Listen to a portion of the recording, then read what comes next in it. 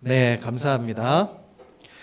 누가복음 강해의 63번째 시간 평안에 이르는 길이라는 제목으로 하나님 말씀 나누도록 하겠습니다.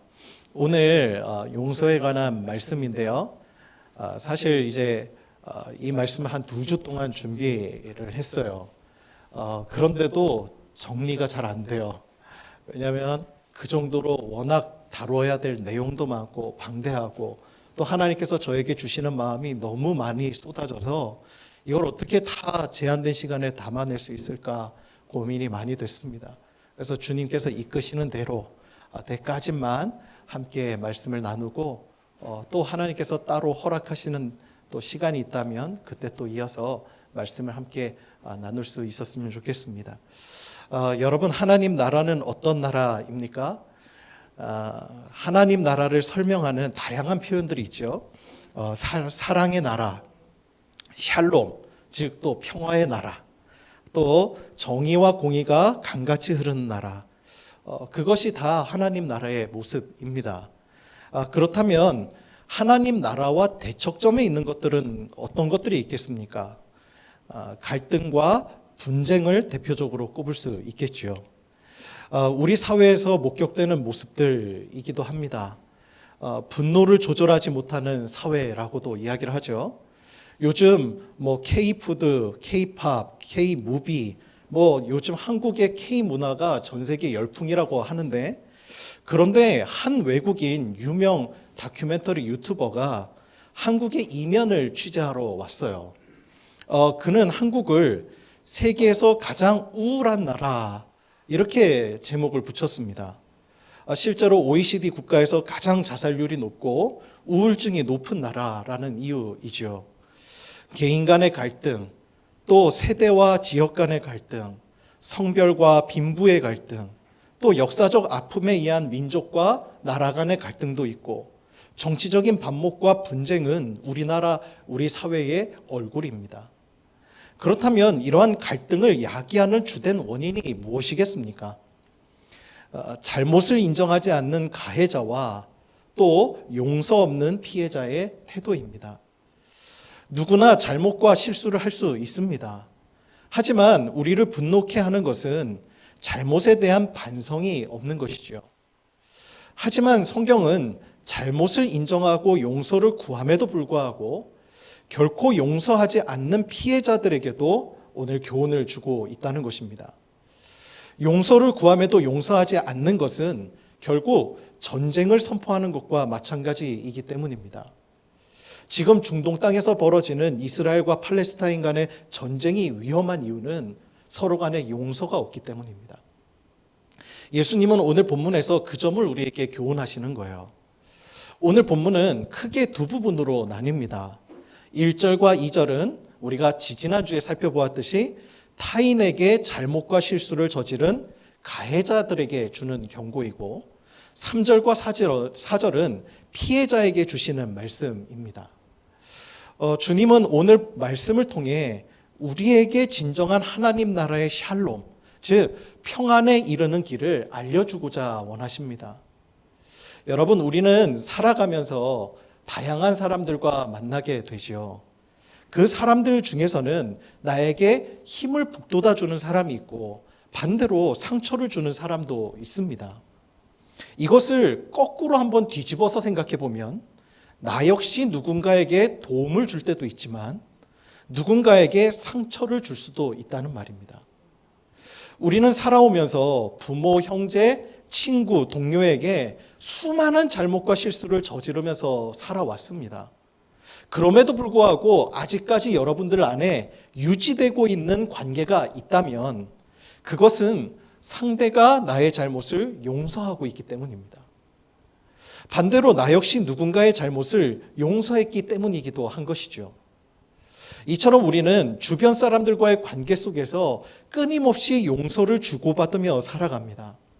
그래서 모든 인간 관계는 사실 용서 없이는 유지될 수가 없습니다. 우리가 타인과의 관계 속에서 명심해야 할 것은 나를 포함한 우리 모두는 잘못과 실수를 반복하며 살아가는 불완전한 존재라는 사실과 그래서 또한 우리 모두에게 필요한 것이 바로 용서라고 하는 사실입니다. 예수님은 오늘 본문을 통해서 그 점을 우리에게 교훈하고 계세요. 먼저 1절과 2절은 내가 타인에게 잘못을 범했을 때 그때를 교훈하는 내용인데, 주님은 우리가 누군가를 실족하게 한다면 차라리 연자의 똘을 목에 걸고 바다에 던져지는 것이 낫다고 그렇게 아주 엄격하게 우리에게 경고하십니다.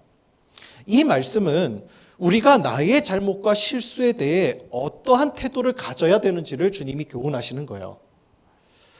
남의 잘못에 대해서 엄격하고 자신의 실수에 대해서는 관대한 사람들이 있죠. 그렇죠? 그래서 이런 사람들은 보통 타인에게 용서를 구할 때 도리어 그렇게 이야기를 해요. 뭐 그 깍일 갖고 화를 내냐. 하우 쫌생이처럼. 혹은 우리 사이에 뭐 그게 마음 상할 일이야? 하면서 자신의 잘못을 가볍게 여기는 이들이 있더라는 거예요. 이것은 자신의 잘못보다 그 잘못을 용서하지 않는 타인에게 문제가 있다고 말하는 것과 똑같습니다. 그것은 용서를 구해야 할 가해자가 피해자에게 가하는 2차적인 폭력에 해당하는 거예요. 이러한 관계는 평화롭게 결코 유지될 수가 없습니다. 자신의 잘못에 대해서는 매우 엄격하고 타인의 잘못에 관해서는 관대할 수 있는 마음이라야 평화가 유지될 수 있는 것이죠. 그런데 그런 의미에서 1절과 2절에 대한 예수님의 엄중한 그 경고는 나 자신의 잘못을 결코 작게 여기지 말라는 진리가 담겨 있는 거예요. 연자의 똘을 바다에다가 던져 넣을 정도로 너는 너 자신에 대해서 관대하게 결코 생각하지 마라. 너의 작은 실수 하나도 누군가에게서는 엄청난 시험이 될 수 있다는 거예요. 크게 여겨보라는 거예요. 반면에 오늘 살펴볼 3절과 4절은 용서에 대한 교훈이라고 할 수 있겠는데요. 우리가 용서를 베풀어야 할 피해자가 되었을 때 우리는 과연 어떤 태도를 가져야 하는지 예수님께서 오늘 우리에게 교훈하시는 거예요. 그 대표적인 말씀이 바로 4절이죠. 우리 함께 4절을 다 같이 봉독해 볼까요? 시작. 만일 하루에 7번이라도 네게 죄를 짓고 7번 내게 돌아와 내가 회개하노라 하거든 너는 용서하라 하시더라. 아멘. 여기서 7번이라고 하는 숫자는 유대 문화에서는 완전을 의미하기 때문에 여기서 주님이 말씀하시는 이 용서는 완전한 용서를 의미한다고 생각할 수 있겠습니다. 따라서 이 말씀은 완전한 용서를 명령하시는 말씀으로 해석될 수 있지요. 여러분, 이거 어려울 것 없지요? 완전히 용서하라는 거예요. 어렵습니까? 이게 이해하기 어렵지 않죠? 자, 그러면 여기서 이제 설교 끝내면 되겠죠? 용서 완전히 하십시오. 이렇게. 하지만 이것이 결코 간단한 문제가 아니라는 것이 우리를 또 어렵게 만드는 거예요. 자, 그러면 무엇이 문제인가? 먼저 이 말씀에 대한 오해가 너무 많다는 거예요. 그것은 완전한 용서를 무조건적인 용서로 오해하는 경향이 한국 교회에 만연해 있다는 것입니다. 소위 용서 강박증에 시달리는 경우가 우리 안에 너무 많아요. 피해자는 용서해야 한다는 강박이 있고 심지어 사건과 무관한 제3자 교인들이 나서서 피해자에게 너 용서해야지. 주님이 용서하라고 하셨잖아. 너 왜 용서 안 해? 너 용서의 사람이 돼야지. 라고 강요하는, 용서를 종용하는 일까지 벌어지더라 하는 것입니다. 이것은 예수님의 용서를 잘못 오인한 데서 비롯된 거예요. 이러한 한국 교회의 만연한 용서 강박증에 관한 예를 잘 보여주는 영화가 두 편이 있습니다. 첫째로 우리가 잘 아는 영화죠. 이청준 작가의 소설을 바탕으로 한 영화 밀양입니다. 아마 보신 분들 많으실 거예요. 남편을 일찍 여인 한 여인이 아들과 함께 도시 생활을 청산하고 시골에 내려와서 새로운 삶을 시작합니다. 그런데 얼마 뒤에 이 여인은 그 사랑하는 하나뿐인 아들마저 누군가에 의해 살해되는 끔찍한 아픔을 당하게 되죠. 시간이 지나 그 가해자가 구속이 되고 이 주인공은 아들 잃은 그 아픔을 신앙의 힘으로 이겨내고 있었습니다. 어느덧 시간이 흘러 주인공은 이 가해자를 용서하기로 결심을 해요. 그리고 감옥에 수감 중인 살인자를 찾아갑니다. 그런데 문제가 벌어져요. 그 가해자가 이 피해자에게 먼저 이런 말을 꺼내는 거죠. 자신이 이곳에 들어와서 예수를 믿게 됐다는 겁니다. 그래서 예수님으로 인해서 자신이 속죄함을 얻게 되었다는 겁니다. 그래서 이제 자유케 되었다고, 너무 감사하다고, 그럼 너무 기뻐하는 거예요. 그 가해자의 그 태도에 이 주인공은 미쳐버립니다. 그리고 주인공이 이렇게 울부짖지요.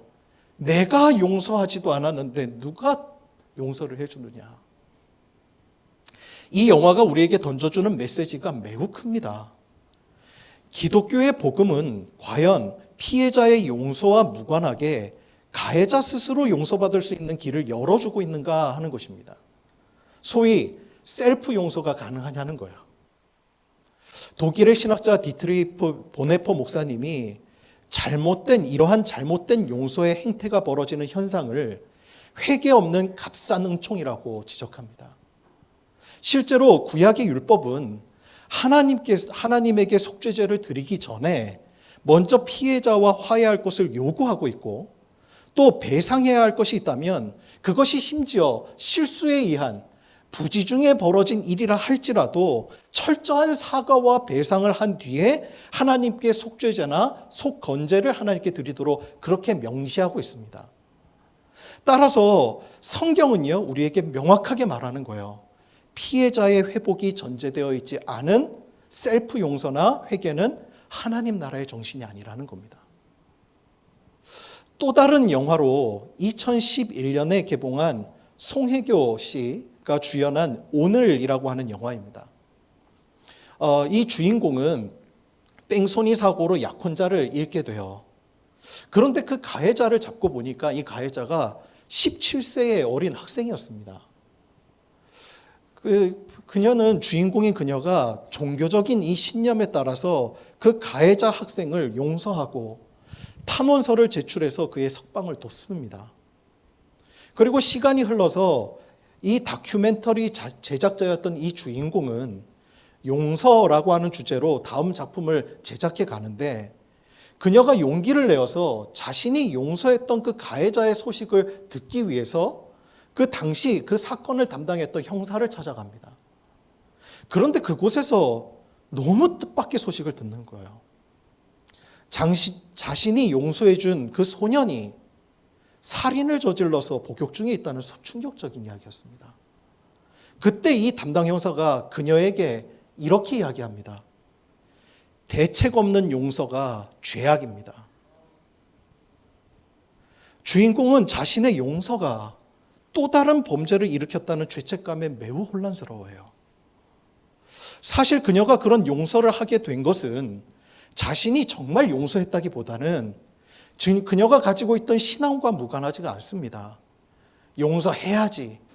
그리고 주변에 있었던 신앙 교우들이 용서해야 된다. 용서, 그 어린아이 일생 만치면 안 되지. 무조건 용서해줘라. 탄원서 제출해줘라. 그 용서 강박증의 결과라고 할 수 있어요. 자, 그렇다면 우리는 이런 질문을 해봐야 돼요. 과연 성경은 피해자에게 가해자의 회개 여부와 상관없는 무조건적이고 일방적인 용서를 강요하고 있는가 하는 거예요. 우리가 배우고 있는 성경이 바로 그것을 가르치는가 하는 거예요. 독일의 철학자 프리드리히 니체는 용서에 대해서 이렇게 이야기를 합니다. 용서는 주인에게 대항할 힘이 없는 무능한 노예가 자신의 안정과 평안을 찾기 위한 자기 합리화, 즉 노예의 도덕이다라고 이렇게 설명을 해요. 기독교에서 말하는 용서가 니체에게는 그렇게 보였던 거죠. 그런데 사실 용서에 대한 우리의 태도와 이해가 그랬던 적이 참 많습니다.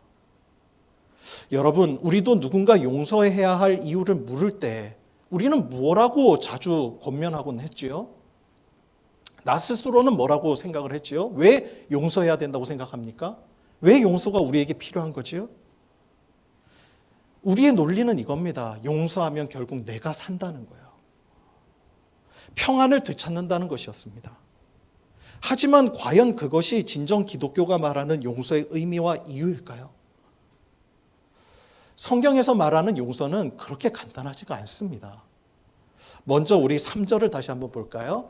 우리 3절 다 같이 한 목소리로 한번 봉독해 보겠습니다. 시작.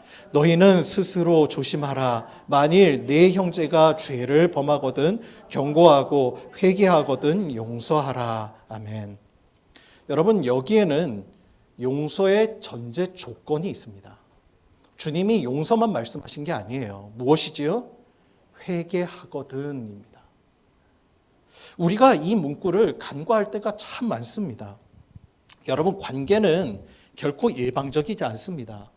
여러분, 사랑을 혼자 할 수 있습니까? 내가 좋다고 상대방에게 사랑을 강요할 수 있습니까? 없지요. 용서도 마찬가지예요. 일방적인 용서는 없습니다. 상호작용이에요. 사실 이 용서가 온전히 성립되려면 가해자의 회개가 있어야 됩니다. 그래야 용서가 되는 거예요. 우리는 3절의 말씀에서 두 가지를 그동안 간과해 왔어요. 첫째, 네 형제가 죄를 범하거든 경고하고.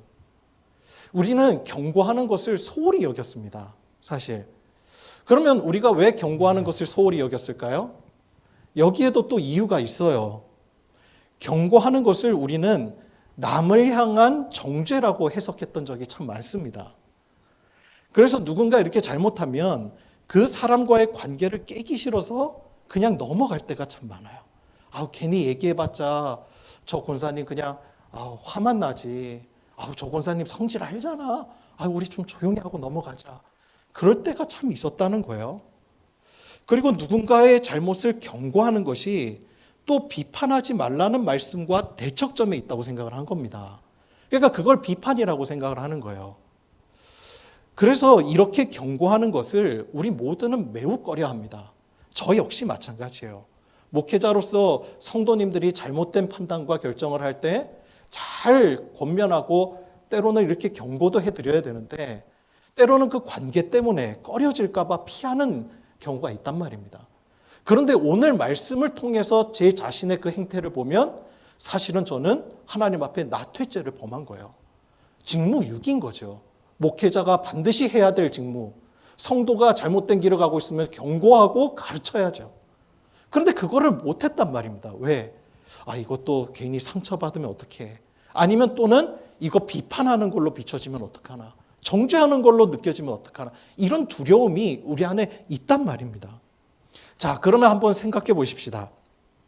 고린도 교회는 문제가 굉장히 많았던 교회였어요. 고린도 전후서에는 사도 바울이 당시 교회가 가지고 있던 음란의 문제, 우상의 문제, 그리고 교회 내에 당파를 만들고 싸우는 문제 등을 아주 지적하고 교훈하는 내용을 주로 담고 있어요. 자, 그렇다면 바울은 남의 허물을 지적하고 비판하는 잘못된 사람입니까? 고린도 전후서는 남을 정죄하는 서신인 겁니까? 자신 안에 있는 들보는 보지 못하고 다른 사람의 티끌을 참지 못하는 아나무인인 것입니까? 바울은? 아니죠. 그렇다면 여러분, 우리가 생각해보고 질문해야 될 건 이거예요. 도대체 여기서 말하는 경고와 정죄의 차이는 뭘까? 무엇은 정죄고 무엇은 도대체 경고일까 하는 거죠. 먼저 정죄는 법정 용어입니다. 법정 용어. 죄가 있다는 것을 선언하는 것. 그게 이제 정죄죠. 이것은 가해자를 교화하기 위한 목적이 아니에요. 이게 이미 죄가 있다고 결론 삼아졌다는 건 뭐죠? 그가 마땅히 그 죄의 대가를 치르도록 일벌백계 하기 위한 목적이 거기에 있는 거예요. 정죄는 교화가 아닙니다. 벌을 주기 위한 목적이에요. 하지만 경고는 가해자의 교화의 목적을 둔 행동이에요. 돌이키라는 거예요. 그래서 우리가 누군가의 잘못을 보았을 때 그가 잘못된 행동을 고치고 바른 길을 갈 수 있도록 교훈하는 것이 바로 경고에 해당하는 것입니다. 따라서 오늘 본문에서 말하는 가해자에 대한 경고는 그에 대한 애정과 사랑이 전제되어 있는 거예요. 만약 누군가의 잘못을 보았을 때 그의 책임만 보면 그것은 비판이고 정죄가 될 수 있습니다.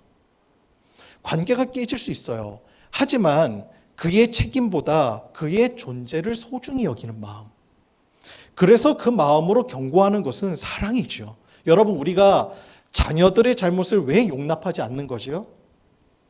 책임 소재를 따져서 징벌하는 것에 목적이 있습니까? 아니죠. 아이의 변화의 목적이 있는 것이에요. 그렇죠? 변화입니다. 그리고 그 아이가 변화되기를 원하는 마음에는 부모의 사랑이 전제되어 있는 거예요. 마찬가지예요. 고린도 교회를 향한 바울의 편지가 비난이나 정죄가 아닌 이유는, 그것이 경고와 교훈이 되는 이유는 고린도 교회가 복음 안에서 변화되기를 소망하는 그 바울의 애끓는 사랑 때문에 그 편지가 우리에게도 유효한 교훈이 되는 것입니다. 따라서 여러분, 누군가의 잘못을 눈 감고 넘어가는 것은 공동체의 평화를 위한 그런 행동이 아닙니다. 그 존재에 대한 어쩌면 무관심이고 무책임일 수 있다는 거예요. 하지만 그렇다고 해서 사랑 없는 비판을 남발해서도 안 됩니다. 반드시 기억해야 돼요. 여러분, 사랑이 있으면 교훈이 되고 사랑이 없으면 정죄가 됩니다. 그를 변화시키기 위한 사랑이 전제되어 있으면 교훈이에요. 그러나 그를 정죄해서 그를 징벌하기 위한 목적이라면 그것은 정죄입니다. 예수님은 공동체 안에 죄를 지은 자가 있으면 그가 깨달을 수 있도록 경고하라고 말씀하시는 거예요. 그리고 그가 자신의 죄를 깨닫고 적극적으로 회개를 한다면 용서하라고 말씀하십니다. 여러분, 이 순서가 중요한 거예요. 이 순서. 가해자의 회개가 전제되어 있지 않는 용서는 용서가 아닙니다. 왜? 관계는 상호작용이기 때문에 그래요. 여러분, 처벌하지 않는 것이 반드시 용서도 아니고 그것이 또 복수를 의미하는 것도 아닙니다. 구약인 하나님 나라의 토대가 두 가지로 이루어져 있다고 말하죠. 하나님 나라는 두 가지, 정의와 공의로 이루어져 있다고 주님 말씀하십니다. 그래서 하나님 나라가 정의와 공의가 강같이 물을 흐르게 하라 말씀해요. 그런데 문제는요, 우리가 이 정의와 공의에 대해서 잘 알지 못해요. 수없이 성경에서는 정의와 공의 설명은 많은데 이것에 대한 정확한 이해가 부족합니다. 여러분, 성경에서 말하는 정의는 뭘고 공의는 뭘까요? 정의는 히브리어로 미슈파트라고 합니다. 이거 역시 법정 용어예요. 이거는 잘못을 바로잡아서 사회를 올바르게 세워나가는 것을 목적으로 둔 것입니다. 그게 정의예요. 그래서 잘못된 것을 보고도 그냥 넘기는 것은 이 미시파트의 정신을 어기는 것이 되는 거예요. 하지만 우리가 진짜 간과하지 말아야 할 것이 있어요. 잘 들으셔야 됩니다. 정의는 공의와 짝을 이룬다는 사실이에요. 그러면 공의는 뭘까요? 히브리어로 세다카입니다. 스다카라고도 하죠. 이거 다른 용어로 우리 성경 공부할 때 혹시 기억나는 단어가 또 있을까요? 같은 용례로 쓰여진 단어. 이게 공의로도 쓰여지지만 궁휼이라는 단어도 쓰여지고 또 구제라고 하는 단어도 쓰여집니다. 그런 단어예요. 그러니까 이 공의는요, 회복적 정의를 말해요. 좀 어려운 말이죠. 그래서 여러분 생각해 보세요. 그리스도인이 가해자를 처벌하는 것은 그의 삶을 파괴하고 복수하기 위함이 아닙니다. 뉘우침이 없는 가해자가 바른 길을 깨닫도록 긍휼한 마음을 가지고 처벌하는 거예요. 그래서 여러분, 우리가 반드시 기억하셔야 돼요. 교회에서 교회의 정신은 용서기 때문에 가해자가 어떤 나에게 피해를 주었다 할지라도 처벌을 면하도록 해줘야 돼. 아니에요. 성경에서 말하는 진짜 용서는 그것이 아닙니다. 우리의 마음이 중요한 거예요. 결국 복수와 용서의 갈림길은 처벌 방식에 달린 것이 아니라 우리의 마음가짐에 달린 거예요. 여러분, 하루에 7번이라도 내게 잘못한 사람이 용서 구하면 용서하라는 말씀이 이게 가능하려면 어떻게 돼야 되죠?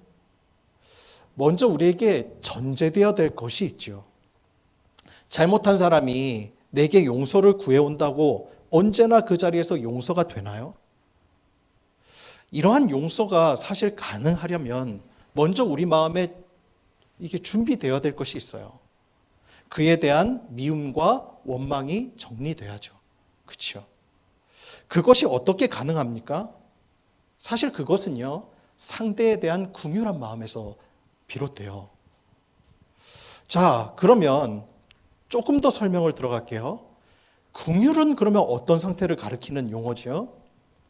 긍휼은 간단해요. 상대방의 입장을 내가 공감하는 것입니다. 그게 긍휼의 능력이에요. 예를 들어 우리는 가난에 시달리는 사람의 아픔을 공감하는 마음의 태도를 긍휼이라고 말하죠. 예수님께서 용서에 관한 말씀을 하시기 전에 실족에 관한 말씀을 먼저 하셨어요. 그렇죠? 실족하게 하는 죄에 대해서 언급하신 이유가 분명히 있을 거예요. 왜 그럴까요? 그것은 바로 우리가 누군가를 용서해 주어야 할 사람이 될 때도 있지만 그보다 앞서서 우리도 누군가에게 용서를 구해야 할 실수투성이라는 사실을 인식하라는 뜻입니다. 나도 잘못이 많고 실수가 많은 사람이라는 사실과 나도 누군가의 용서로 지금 살아가고 있다는 사실에 비추어서 나에게 잘못한 사람을 그 시선으로 바라본다면 그를 긍휼히 여길 수 있다는 거예요. 여러분, 피해자와 가해자를 분리해서 생각하지 말아야 합니다. 우리 모두는요, 타인과의 관계 속에서 내가 가해자가 되기도 하고 피해자가 되기도 합니다. 내가 누군가로부터 용서의 은혜를 입었다면 우리도 누구에게 잘못한 사람을 긍휼히 여길 수 있어야 한다는 거예요. 긍휼은 미움을 녹이고 원망할 마음을 정리할 힘을 줍니다. 그런 긍휼이 있어야 가해자가 사죄를 구할 때 용서도 할 수 있는 거예요. 나도 누군가에게 이러한 용서를 받았는데 그게 공감하는 마음이죠. 가해자, 그가 나에게 무지하게 잘못했지만 나도 또한 그런 다른 사람에게 무지하게 잘못했다는 그 마음을 공감할 수 있는 능력, 그게 긍휼이더라는 거예요. 저는 나이가 들수록 아버지에 대한 사랑이 되게 커지는 것 같아요. 저의 아버지는 제가 어릴 적 거의 매일 술을 드셨어요. 저에겐 술에 대한 공포가 있습니다. 술에 취해 들어오셔서 때로는 아버지가 막 숨을 쉬지 못하시고 막 쓰러질 때도 계셨거든요. 이대로 아버지가 돌아가시면 어떡하나. 어린 마음에 정말 그렇게 무서웠던 기억이 지금도 선명하게 남아 있습니다. 또 하루는 제가 학교에서 상을 타갖고 왔는데 아버지가 술에 취하셔서 이게 상이야 그러면서 아버지가 바닥에다 던져버리셨어요. 그래서 그게 이제 부상으로 받은 것이 이제 망가진 적이 있습니다. 그 모습을 목격한 저희 할아버님이 너무 화가 나셔서 분노한 나머지 그 청소기로 아버지를 때리시던 그 모습도 제가 기억에 남아요. 물론 제 아버지는 제가 초등학교 3학년 이후에 완전히 술을 끊어버리셨어요. 지금까지도 술을 안 드시죠. 제가 아버지에 대한 사랑이 성장하면서 점점 커지는 이유는 아버지가 짊어지셨을 가장의 무게가 어느 순간 이해가 되어졌기 때문입니다. 그래서 아버지가 긍휼함으로 바라보기 때문이에요. 저희 아버지는 어머니를 일찍 여의고 또 상이용사로 평생 폐병과 불편한 다리로 사셨던 할아버지를 대신해서 6남매의 가장이 되셨습니다. 우수한 성적으로 반장을 도맡았던 아버지는 대학 진학을 포기했어요. 그리고 탄광에 들어가서 생계를 이어갔습니다.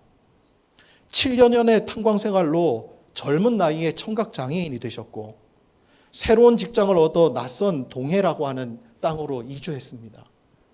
제가 태어난 직후였어요. 저는 어릴 적 아버지가 왜 술을 자주 드시는지 몰랐습니다. 하지만 커 보니까 잘 들리지 않는 상태로 직장 생활을 하시다 보니 얼마나 서러운 일이 많으셨겠어요. 아무 연고도 없는 타지에서 폐암으로 투병 중인 아버지와 할아버지와 저의 가정, 그리고 6남매의 생계를 책임지며 살아야 했던 가장의 무게가 엄청났던 겁니다. 동생들 대학 보내고 시집 장가 다 보냈습니다. 때로는 아버지가 처음으로 그런 고백을 하시더라고요. 너무 삶의 무게가 빡빡해서 정말 기차 타고 몰래 도망을 가셔서 여기 서울 청량리까지 오신 적이 있대요. 그러다가 문득 할아버지의 기침 소리가 떠오르고 동생들, 배고플 동생들, 또 우리가 생각나니까 돌아서 다시 눈물 훔치고 돌아오셨다는 거예요. 친구가 많으셨던 아버지, 청각장애를 얻으신 이후에 아무도 만나지 않으셨어요. 그렇게 술은 아버지의 유일한 해방구였던 겁니다. 그런 술마저 끊으시고 선교사로서 새로운 삶을 사셨던 아버지는 저는 존경합니다. 그렇게 된 것은 아버지에 대한 긍휼함 때문이에요. 아버지의 마음이 공감이 됩니다. 어릴 적 두려웠던 아버지는 제가 아버지가 낸 다음에 눈 녹듯 그 마음이 사라져버렸어요. 여러분, 사도 요한은 본래 분노가 엄청나게 많았던 사람입니다. 얼마나 분노가 많았는지 주님은 그의 별명을 보아너게, 즉 우레의 아들이라고까지 말씀하셨어요. 그는 예수님의 이름으로 사역하는 사람들한테 야, 그건 우리 사역 예수님과 동행하는 제자들의 전매 특허인데 니들이 왜 예수님의 이름으로 사역을 하냐, 그러면서 그 못하게 막았어요. 누가복음 9장 49절에 나오죠. 요한이 여짜오되 주여 어떤 사람이 주의 이름으로 귀신 내쫓는 것을 우리가 보고 우리와 함께 따르지 아니하므로 금하였나이다. 그뿐입니까? 사마리아인의 마을을 들어갔을 때 그 마을 사람들이 영접해 주지 않는 일 때문에 너무 분노한 거예요. 그래서 예수님에게 이렇게 말하기도 했어요. 누가복음 9장 54절이에요. 제자 야고보와 요한이 이를 보고 이르되 주여 우리가 불을 명하여 하늘로부터 내려 저들을 멸하라 하기를 원하시나이까. 여러분, 그 정도로 성격이 불같았던 사람이었습니다. 그랬던 그가 사랑의 사도라는 별명을 얻게 돼요. 그가 쓴 서신마다 사랑하는 자들아 우리가 서로 사랑하자. 그리고 실제로 초대교회 이제 감독이었던 제롬은 이 평생을 이 사도 요한은 사랑만 외치셨대요.